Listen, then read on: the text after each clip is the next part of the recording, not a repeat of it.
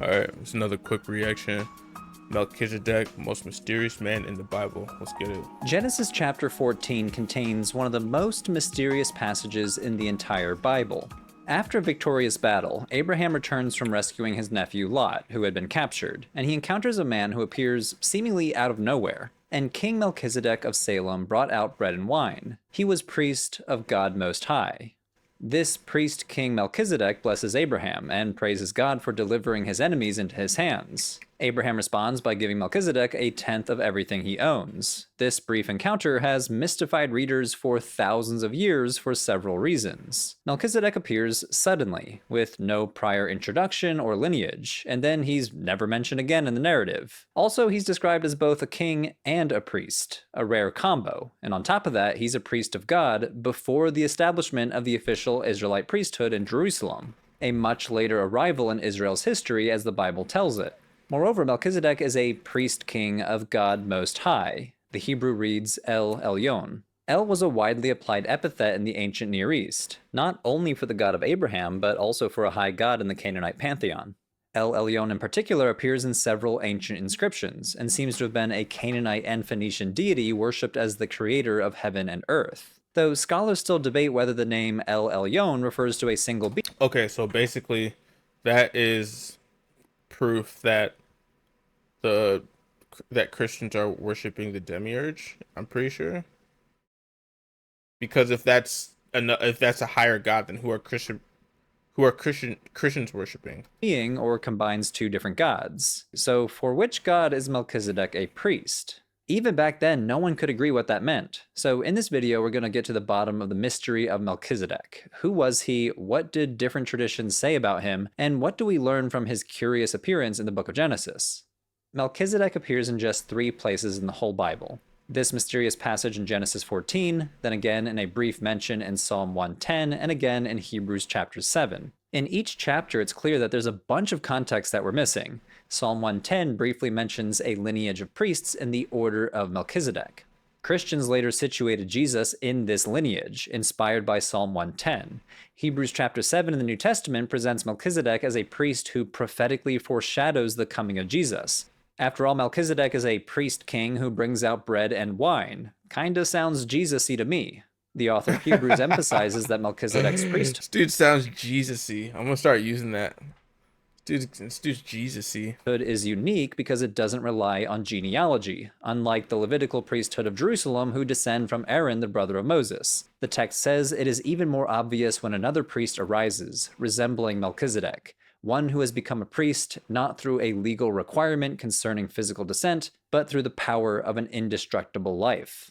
In other words, Jesus could be a priest as well, in a lineage stretching back to Melchizedek. So how do we get from the Melchizedek in Genesis to the Melchizedek in Hebrews, a figure that foreshadows the Messiah? Well, both then and now, people love writing spin-offs, taking minor characters and their favorite content and elevating them to main character status, giving them new backstories, fleshing out their character, and putting them into new scenarios. Ancient Jewish and Christian writers did this with Enoch. They took a minor character mentioned briefly in the book of Genesis and made a whole Enochic cinematic universe, with Enoch as the main character. In many ways, Melchizedek got the same treatment. A minor character in the book of Genesis. Bro, what are these pictures? Sometimes you gotta really just look at these pictures. What is this picture? Look at this picture, dude. Like, look at these sinister babies. This dude's like in like horror that this baby took his like flower petal headband.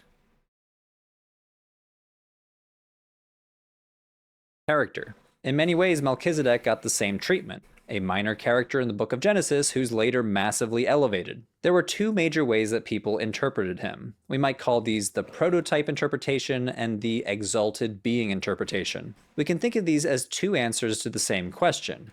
What does it mean that Melchizedek appears as a priest before there were priests among the people of Israel? Let's start with the prototype interpretation. This is He was a wizard, Harry. It means he was a wizard. Clearest in Jewish rabbinic literature, like in a collection of rabbinic teachings on Jewish law called the Mishnah and extended commentaries on earlier rabbinic teachings called the Talmud. In these texts, Melchizedek is most often portrayed as a proto-rabbi, a rabbi before there were rabbis, who reflected rabbinic ideals. So, for example, circumcision is super important for Jewish identity. Well, according to these texts, Melchizedek was born circumcised. Knowledge of Torah is fundamental. Well, Melchizedek taught Torah to Abraham before Moses even existed. Put another way, Melchizedek proves that the rabbis stand in a tradition of piety that ran all the way back to creation. In fact, one tradition even says that Adam himself, the first man, passed on his priestly robes to Melchizedek, who then passed them on to Abraham. It was also common in ancient Jewish interpretation to translate the proper name Melchizedek as a title, the righteous king. So if Melchizedek was a title and not a name, what was his real name? A lot of rabbinic literature identified him as Shem, one of the sons of Noah. If Melchizedek was in fact Shem, of course it was no problem for Abraham to show him so much respect. However, not all rabbinic texts. Why would Shem be the righteous king if I feel like didn't Noah have like 10, like how many sons did Noah? I can't remember how many sons Noah had, but Shem was never like one of the sons that was like, oh, this is Shem, right? Were so positive. Given that he's often viewed as a proto-rabbi, an exemplar of piety, rabbis needed to address a potentially awkward question. Why didn't Melchizedek's descendants get to be priests? After all, Israelite priesthood was hereditary, and his priesthood clearly predated the Jerusalem temple. Why weren't the Israelite priests in a lineage stretching back to Melchizedek instead of the brother of Moses? Well, according to one tradition in the Talmud, the key phrase in Genesis 14 is, he was a priest. Was, past tense. This particular interpretation suggests that Melchizedek might have done something questionable. In Genesis 14, Melchizedek blesses Abraham before He was a priest. Yeah, because you're talking about events. The Bible was written. You can't say he is a king. Oh my God, that's such a dumb he argument. blesses the highest God.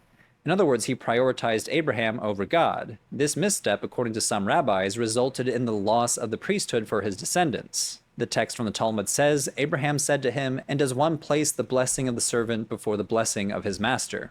Immediately the Holy One, blessed be he, gave the priesthood to Abraham. Interestingly, similar prototype interpretations are found in Samaritan traditions. As a reminder from my earlier video, the Samaritan Israelites are an ethno-religious group who trace their identity in scripture, like the Jews, back to antiquity. What is this, Ice Poseidon? Look at this guy. The Samaritan Israelites recognize the Pentateuch as scripture, and so they also venerate Abraham. And there's some partial evidence suggesting that ancient Samaritans also associated Melchizedek with Shem, one of the sons of Noah. As we'll see in the second part of this video, there's an argument that the Melchizedek passage in Genesis chapter 14 looks the way it looks because of anti-Samaritan edits.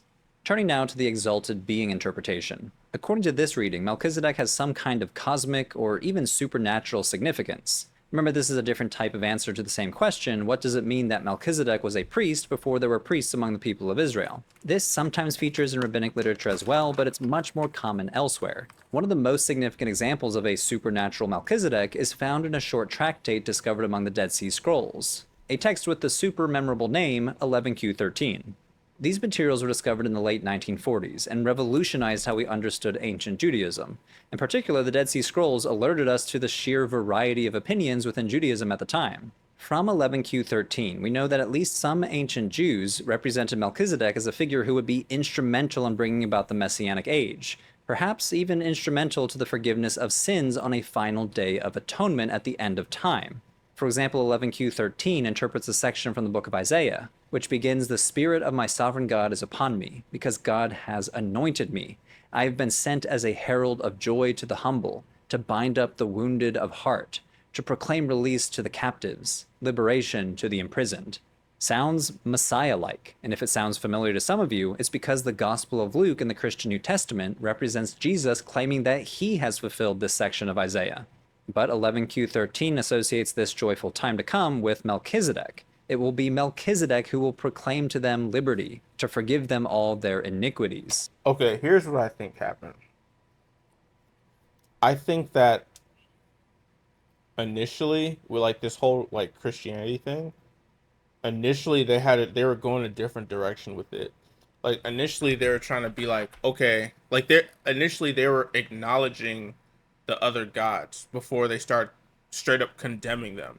Like I don't think, because like now Christianity, if you ask a Christian today, like about God, it's like, oh, there's only one God, there's one God, there's only one God, one God, one God, one God. But I think back in the day, they actually acknowledged other gods, and even to the point of not condemning them. So I think Melchizedek was one of the places where they didn't really fully like they didn't wash it. Like they didn't clean that. So it's like what other god are they talking about? They're talking about, you know, the LL, not the God of Abraham. And at the time they didn't consider they hadn't like been like, oh, this god is evil, don't worship it. It was just like this isn't our god. So I think that's all it is. All these um I don't know about all these conspiracies. I think that's what it really was. This Melchizedek in the final days will bring the sons of light to the path of Torah, and he's described as waging war against the satanic figure Belial. But Melchizedek will carry out the vengeance of God's judgments, and on that day he will free them from the hand of Belial, and from the hand of all the spirits of his lot. Some interpreters understand the Melchizedek in 11Q13 as an angelic being, others interpret him as messianic, but what's clear is that this Melchizedek has cosmic significance. And this isn't the only place where we find an exalted Melchizedek. Let's consider a treatise found among the Nag Hammadi codices. These texts were found in Egypt and likely originated in an early Christian monastic context. They contain a lot of material that focuses on cosmic speculation and philosophy, and famously and problematically they've been called Gnostic texts, though from a scholarly perspective they're particularly interesting because they show us just how diverse Christian practice and thought was at the time. The Nag Hammadi Melchizedek treatise is highly fragmentary. Less than 50% of the text can be reconstructed. I mean, this is what my copy looks like today. It's really hard to read. But from what we can tell, it was an apocalypse of Melchizedek. Apocalypse in the sense that Melchizedek receives divine revelations, ultimately realizing that he himself is an expression of Jesus Christ, and that they will play a fundamental role in the cosmic struggle against Satan at the end of time. The text prophesies that Melchizedek will prevail over malevolent, lower-order divine beings called the Archons. Be Oh, strong, O Melchizedek, great high priest of God Most High. archons are real. Archons are real. And I don't want to get into a huge spiel about this, but archons are real and they can body jump into certain things. So one of the two animals that they can body jump are snakes and house cats, and that's why snakes and house cats have slitted eyes. I am so dead serious right now. I fully believe this. That's why snakes and cats have splitted eyes, because they're getting body jumped by archons, and like that's the reason why, like, if they say like, oh, if you put your cat next to the wall and like they put their hand out, like that means they're dumb. Or no, if they put their hand out, that means your cat is smart. But if they don't put their, it's like, no, if your cat puts his hand out, that's an archon, bro.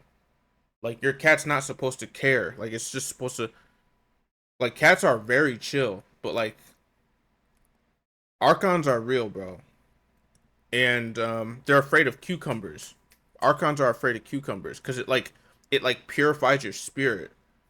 Like, so that's why you see cats jumping away from cucumbers, and then they say like, oh, well, that's because cats are afraid of snakes. No, cats are not afraid of freaking snakes, bro. Cats are faster than snakes. Like, and then you'll see like in those videos, it'll be like a group of cats, and only a couple of them will jump away from the cucumber. For the Archons who are your enemies made war. You have prevailed over them, and you destroyed your enemies.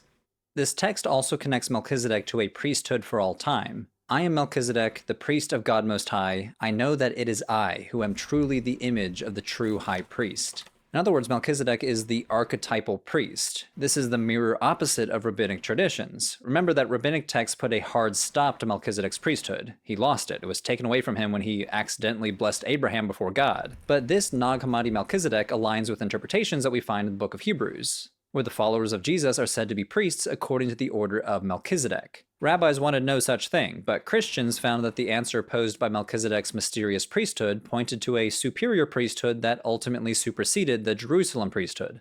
So what do we do with these two sets of interpretations? The main thing to notice is that Melchizedek posed a problem of interpretation.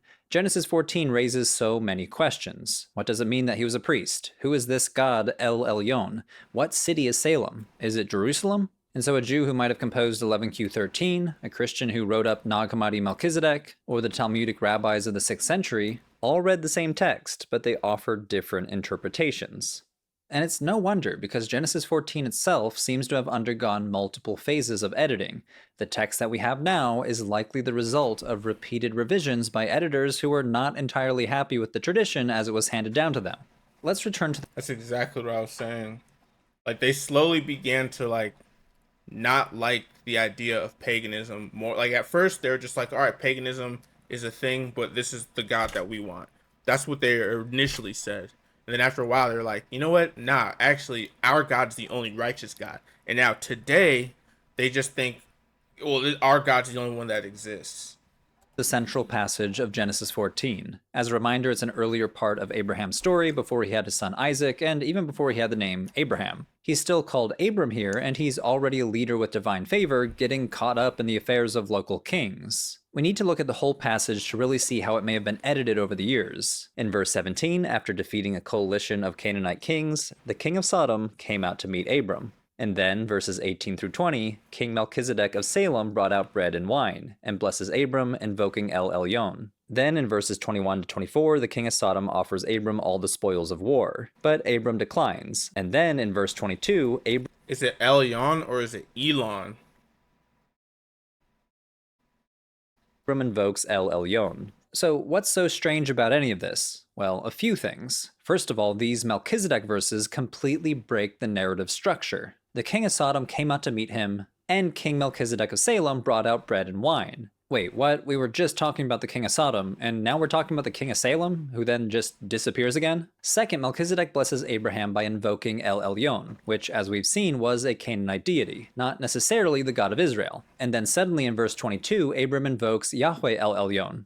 Abram uses the epithet of Melchizedek's God to refer to his own God, adding the four-letter divine name known as the Tetragrammaton, a name that scholars think developed significantly later in biblical history. The simplest explanation that most scholars endorse is that the Melchizedek verses have been inserted into the story. The story makes total sense without verses 18 to 20. See what happens when we delete them. The king of Sodom came out to meet him. Then the king of Sodom said to Abram, "Give me the persons and take the possessions for yourself." The conversation flows between Abram and the king of Sodom. Oh, I need to look at this real quick.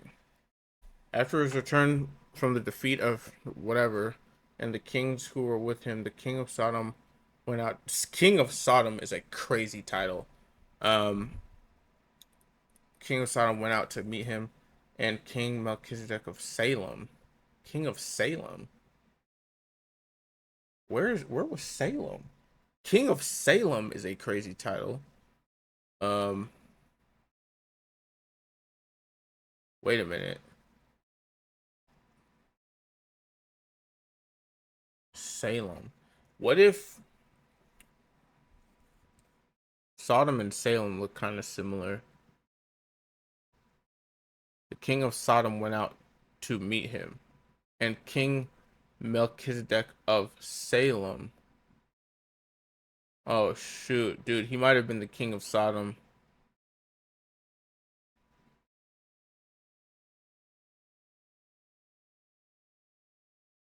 King of Sodom said, "Give me the persons, but take the goods for yourself." But Abram said to the king of Sodom, "I have sworn to Yahweh Elyon, I will not take a third."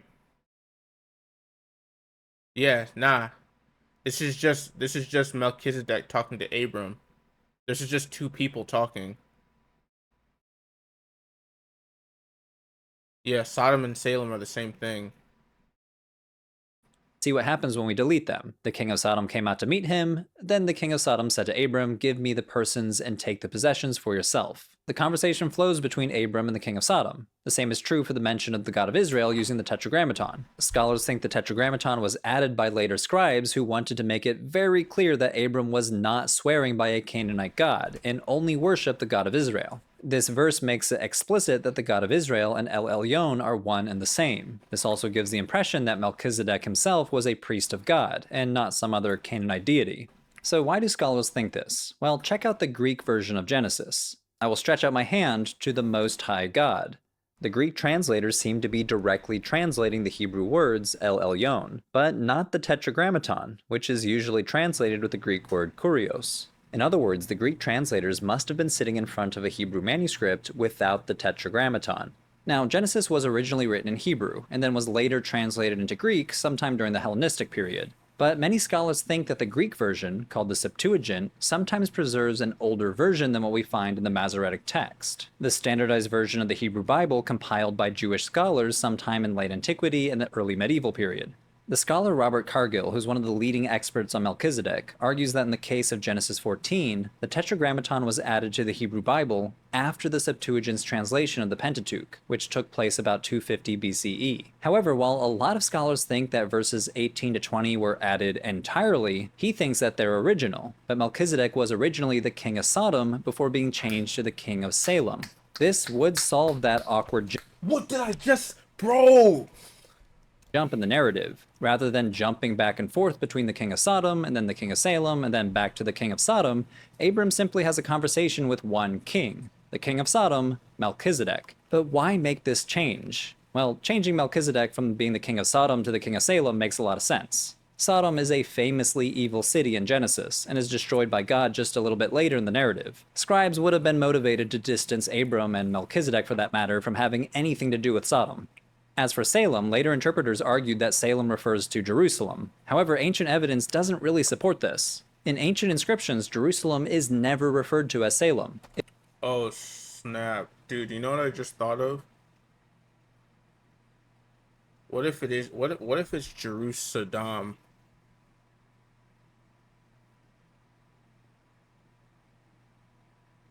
Like Saddam Hussein. It's always a multi-syllable name, Urushalim. We see this in the Amarna letters. These were correspondences between the Egyptian pharaoh and the Canaanite kings, and a few of these tablets mention the city Urushalim, or Jerusalem. Salem was probably a different city, and Dr. Cargill thinks it was a city located well north of Jerusalem, close to Shechem. Shechem was deeply important to Abraham's story. It was there that God first appeared to him, promising to give the land to his descendants, and where Abraham built an altar to the Lord, marking the site as sacred. Salem being a northern city fits with the general story of the patriarchs in Genesis, who spend a lot of their time up north, around Shechem and the city of Shiloh. But that change also had an unintended consequence. Salem, as a northern city, was also close to Mount Gerizim, the holiest site for the Samaritan Israelites. They believe that the true rightful place for worshiping the God of Israel is Gerizim, not Jerusalem. Dr. Cargill argues that Salem's proximity to Gerizim made it geographically problematic for the later priesthood in Jerusalem, who wanted to disassociate the narrative from the northern region and Samaritan worship. He argues that scribes needed to find ways to clarify that Salem meant Jerusalem, not some other city. So many scholars believe that the Melchizedek verses were composed and added to the original narrative perhaps as late as the Hellenistic period, which, as it turns out, is when Melchizedek rapidly became more popular as a messianic figure, which helps explain why we get such a varied reception of Melchizedek. The story is already complicated. A mysterious priest king, a potentially problematic foreign god El Elyon, and the unclear city of Salem. But even more so, the story apparently was circulating in multiple versions, and no matter whose version you read, it contained a layer of edits that aimed to clarify the meaning and significance of Melchizedek that perhaps wasn't so clear in the earlier story. Overall, there's no one definitive answer to who was Melchizedek, not because we've lost the explanation, but because He was a king of Sodom. I mean, that's simple. I can tell you that with the utmost certainty just from that little passage. The question is the story of Sodom actually legit, or is that just some other thing? even in antiquity, the material was already being interpreted in multiple ways. Was he king of Sodom or Salem? Priest of El Elyon or the God of Israel? Was Salem up north or was it Jerusalem?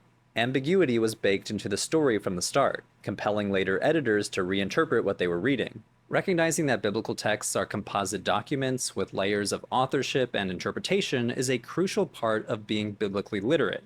Knowing that stories like Melchizedek's have been reinterpreted and reshaped over time helps us avoid simplistic or surface level readings. But unfortunately, what's often presented as biblical literacy is sometimes used to push partisan agendas.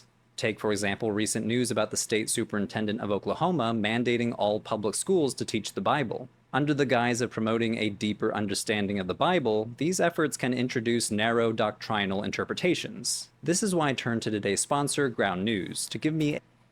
Oh, he ends these videos with an ad. All right, Melchizedek was the king of Sodom, and what's interesting about that is, I think at some point they wanted to distance. I don't know what it. Now I have to do a reaction on Sodom and Gomorrah to figure out like what's the deal with that, because they say that God flooded those cities because they're booty bandits. But I mean, according to this, that probably didn't happen, because why would the king of Sodom be spoken of in a favorable light at any given point?